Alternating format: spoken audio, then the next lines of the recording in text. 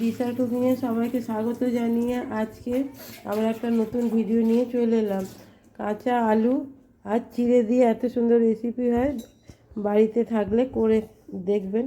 এই যে চিড়েটা আমি ভালো করে ঝেড়ে নিয়েছি, বেছেও নিয়েছি ধান পান। এবার একটা ধোবেন না, কাঁচা চিড়ে ধুলে হবে না, শুকনো অবস্থাতেই একটু মুছে নিয়ে পেস্ট করে গুঁড়ো করে নেবো।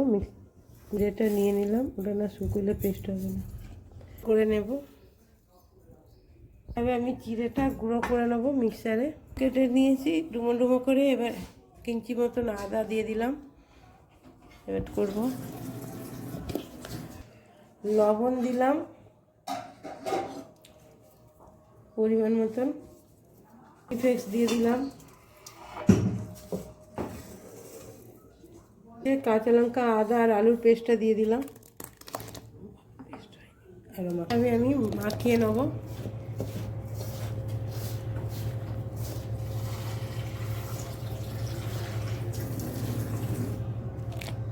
অল্প অল্প করে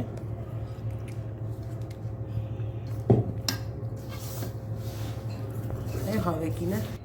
বেশ কিছুটা ধনে পাতা দিয়ে দিলাম, যেমন সাদা তেল দিলাম, আরও 1 চামচ দিয়ে দিলাম। হলুদটা দিতে ভুলে গেছিলাম, হলুদটা একটু জলে গুলে দিয়ে মেখে নিচ্ছি। দেখি তো জায়গাটা ডো বানিয়ে রেখে দিলাম। এবার 10 মিনিট আমি ঢাকা দিয়ে রেখে দেবো।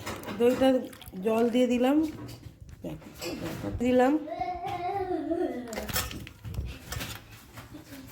একটু বিট লবণ দিয়ে দিলাম। কারি পাতা থাকলে দেবেন, আমার কাছে নেই, ধনে পাতা দিলাম।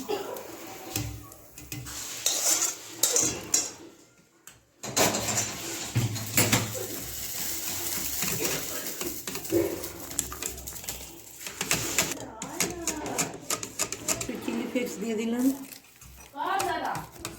করে বেলে নিয়ে একটা বাটি,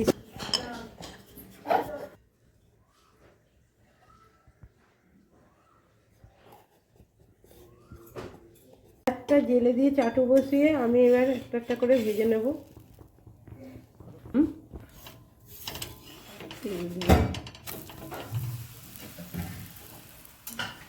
তেল দিয়ে ভেজে নেব। হয়ে গেছে, নামিয়ে নেব লাল করে ভাজা।